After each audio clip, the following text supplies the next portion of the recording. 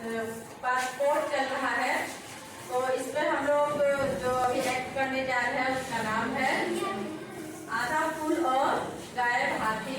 इसमें हम लोग बॉडी कंपैरिजन के बारे में हम लोग जानेंगे कि इसमें किस तरह के ये नाटक बच्चों को मैसेज देता है। वो आपके सामने एक एक्टिंग के द्वारा हमारे बच्चे अपने पास प्रस्तुत करेंगे। में विवेक नाम का एक लड़का रहता था। वो अपने रंग रूप से बिल्कुल भी खुश नहीं था, हरदम उदास रहता। काश मैं खूबीलाल जैसा दिख पाता। लाल एक महावत था। वो एकदम फिल्मी हीरो जैसा दिखता था। लंबा कद, लहराते बाल और कसरती बदन। खूबीलाल हाथी पर बच्चों को बैठाकर बदलीपुर घुमाता और पैसे कमाता। तो चराने के लिए उसे विवेक के खेत में छोड़ जाता, जहाँ हाथी दिन भर चलता और शाम को लौट आता। खूबीलाल, ए हाथी, मेरे हाथी को अच्छे से चलाना। एक की तुलना खूबीलाल से करते करते विवेक और उदास रहने लगा। विवेक इच्छा करने लगा कि काश वो भी खूबीलाल जैसा दिखता। विवेक, खूबीलाल जैसा दिखता तो वे मुझे कभी हाथी नहीं कहते। वो अच्छा दिखता है, इसलिए सब उससे पसंद करते हैं और सब उससे खुश रहते हैं। एक दिन खूबीलाल रोता हुआ आधा फूल के पास आता है। अदरक, क्या हुआ खूबीलाल, क्यों रो रहे हो? मेरा हाथी गुम हो गया। हो गया?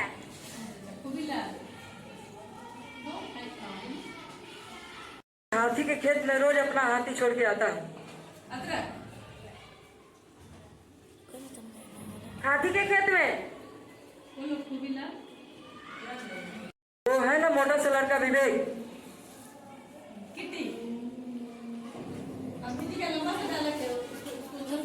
तुम्हें किसी को ऐसे नहीं सिखाना चाहिए। तुम्हें तो सिर्फ एक शब्द बोल दिया, पर इससे सुनने वाले पर कितना बुरा असर होता है पता है। वो खुद को हीन समझने लगता है, दूसरे से कमतर आंकने लगता है। खुद को तुम्हारी इस हरकत के अपना सारा आत्मविश्वास खो देता है।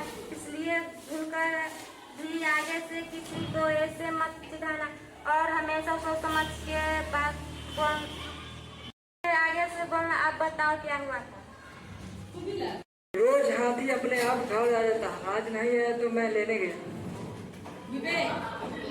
मुझे क्या पता हाथी कहा, वे तो कब का यहाँ से निकल गया। नहीं, मेरा हाथी कहाँ गया? मुझे मेरा हाथी चाहिए।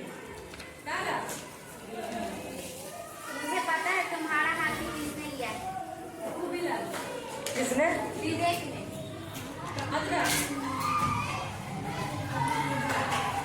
क्या सबूत है?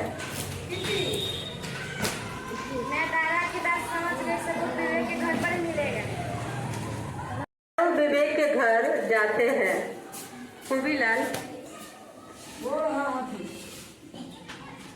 अदरक, विवेक से हाथी मत कहो। यकीन हो गया, हाथी की गुत्थी यही सुलझेगी। चलो उससे बात करते हैं। मुझे कुछ नहीं पता। नहीं, क्या चाहिए? यहाँ क्यों आए? हाथी देखा है? नहीं पता। जितना भी है बता दो। से भागने लगता है। अदरक उसको दौड़ कर पकड़ते हैं। विवेक, देखो खूबीलाल की बॉडी और बाल कितने अच्छे हैं। तुम्हें नहीं पता कि मुझे कैसा लगता है जब वह मुझे हाथी बोलता है। ऐसे मैं तो अपनी तुलना खूबीलाल से कैसे न करूं। मैं तो उससे ऐसा गोरा भी नहीं हूँ, अजल जैसा सांवला हूँ।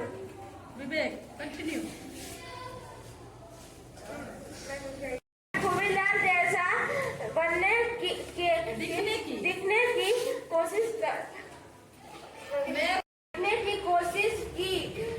पाउडर लगाया, जेल लगाया, बाल छोटे कराए, फिर भी वैसा नहीं बन पाया। खूबीलाल ने मेरे गले पर नमक छिड़का है,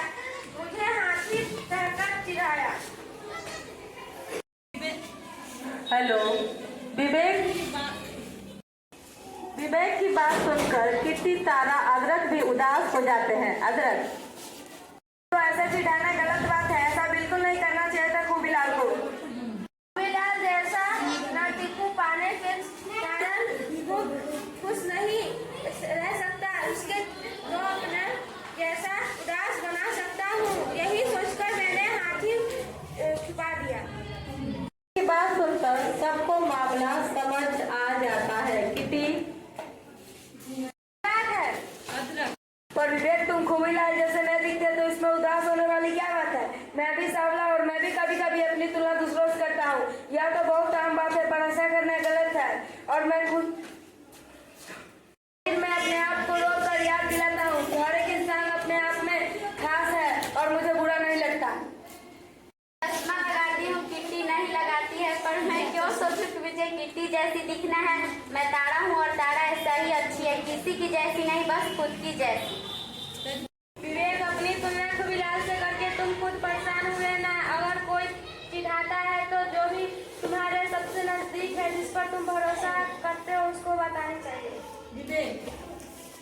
ये बात समझ आ गई है, अब मैं अपनी तुलना किसी से नहीं करूँगा।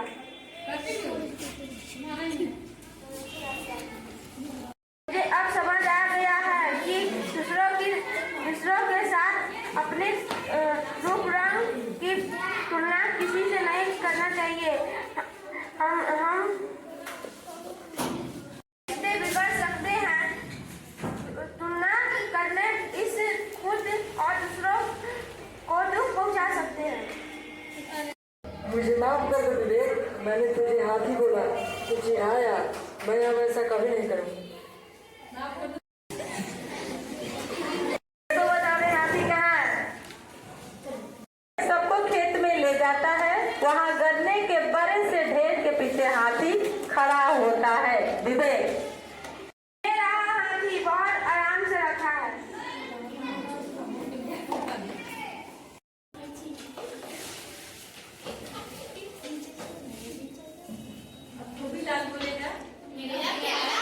मेरा प्यारा हाथी, अगले दिन फिर से फुलवरिया के बच्चे हाथी पर घूमने लगे। चल मेरा हाथी। तुम्हें कैसे पता चला कि हाथी को इसने गायब किया है? जब खूबीलाल ने कहा कि हाथी के खेत में चराने ले जाता है, मेरा माथा ठनका। मुझे लगा मामला जरूर दुखता है। की तुलना दूसरे के रंग रूप कद-काठी से करने को नुकसान ही नुकसान है। खुद का आत्मविश्वास कमजोर होता है और हम खुद को दूसरे से कम समझने लगते हैं। हर एक अपने आप में खास है, सब में कोई ना कोई गुण है जो अपने दूसरे से अलग बनाता है। इसलिए ना तो खुद की तुलना किसी से करनी चाहिए और ना ही किसी को चिढ़ाना चाहिए। फुलवरिया को आधा